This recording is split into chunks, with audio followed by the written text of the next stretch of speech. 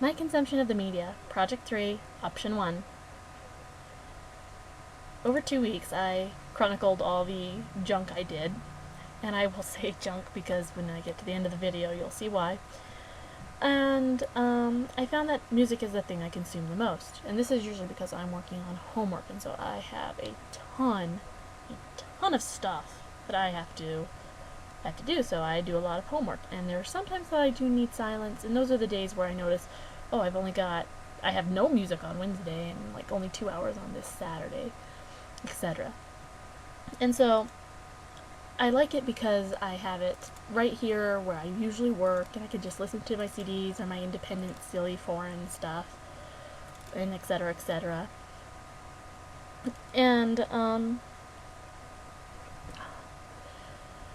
And so, because it's cold, I can do things while I'm listening to it. However, a huge negative of my music consumption is that I don't have an iPod, I don't have an MP3 player, and I can't take it with me anywhere. It is all bound to my laptop, which brings me to the rest of my media consumption. Everything I do, except for maybe 2 things, resides on the internet. The internet is where I spend a ton of time. Usually I go through blogs and I learn about the various artists I see, and I get to see the things that they draw, and how they share their history and the funny things that they do, and like where they'll be, and events they're attending, or like I can see the processes of how they create things, which for me, or their thoughts and feelings, which for me is just great. And this is probably, in one respect it's good because I get all this inspiration and ideas, and I get to stay connected to artists that I really like. I get to see all the cool things that they're working on and doing. But at the same time, it's not actually real news. I actually don't consume any real news. And so, I would say that, not necessarily like that's the weakness of the blogs, it's the weakness of myself in the way I choose to consume information and what kind of news I prefer. The next thing would have to be webcomics. I love parodies, and laughter for me is always a plus, so I get to see cute, funny webcomics every, maybe once or twice a week, depending on when they update. And I get to read very unique stories that might not make it into print because of reasons for this and that. And this one particularly, she's self-publishing online and in print, which is great. I'd have to say one of the flaws of webcomics is that the ad banners usually, they don't get to choose what ad banners, they pick packages, or they say, I want these ad banners on my site so I can make some money off of it. And sometimes they don't get to pick everything that goes on to their website, and so that can be a turn off sometimes. And because they only update once or twice a week, it's not so bad. I can spend only a few minutes a day. Of course, on Thursday of this last week, I spent a ton of time, actually, because I had fallen behind on one of my webcomics. This one particularly because they update 3 times a week. And so I actually missed out on a couple of weeks, and so I actually spent an hour catching up. And I try to do it all on one day because most of them update on different days, but I can always count on Thursday to be a day when I'm in between updates for everyone else, and there's one comic that updates on a Thursday, and so then I can pretty much see everything up until that Thursday.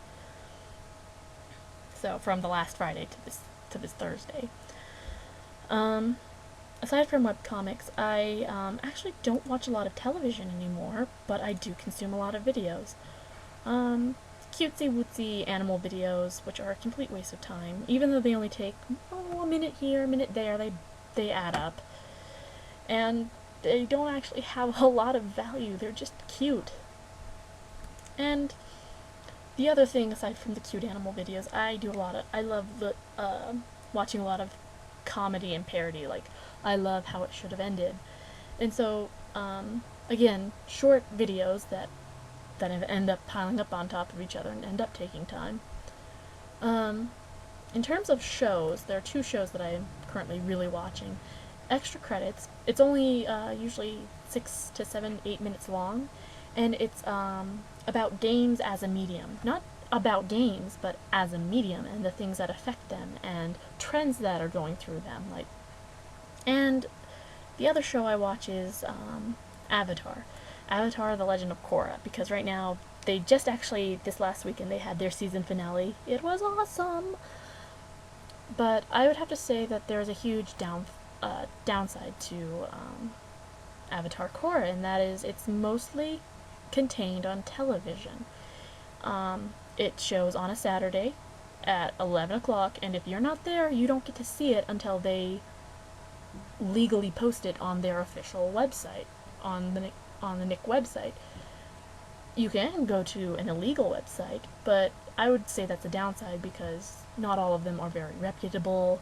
Not all of them have your best interest in mind. And so, if you don't see it on television, you've got to wait a week or 2 weeks for when they decide to post it on their website to watch it. And, but other than that, it's a fantastic show and it's absolutely worth it. Even though I have missed it and I've had to wait a week or two to see it again, to see what everyone else is talking about. And it's a smart show. It's a beautiful animated show, and it's, aside from the fact that it's completely bound to TV and late releases on the official website, it's worth it. It's a great show. The final two things, I think, yes, we're on the final two things. Actually, one thing would be Pokemon.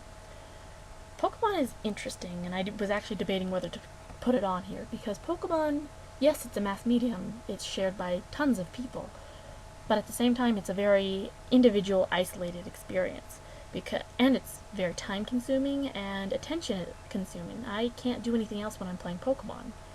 I mean, I know there are those talented people, but I am very focused on getting that little critter to level up and change into a bigger critter and evolve and beat up the other little critters around it.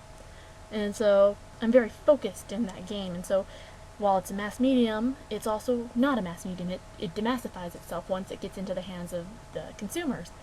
And I went ahead and included it because it's kind of like music. Music is mass medium, but once everyone takes the music that they like and listen to it, it can become an isolating experience, even if you can do other things while you listen to it. And while I personally don't find it a flaw, I have to list it as a flaw, is that yes, it is isolating. It's not a social thing that you can really do. There are social aspects, but you don't have to actually communicate face to face with anyone. And it is a time-consuming thing. So let's break down my media consumption.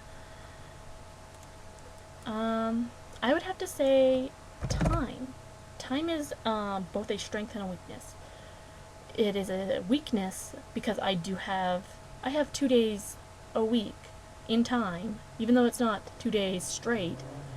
I spend 2 days a week, but the time I spend is in short bursts, usually 30 minutes to an hour, mostly an hour or so, on these particular activities.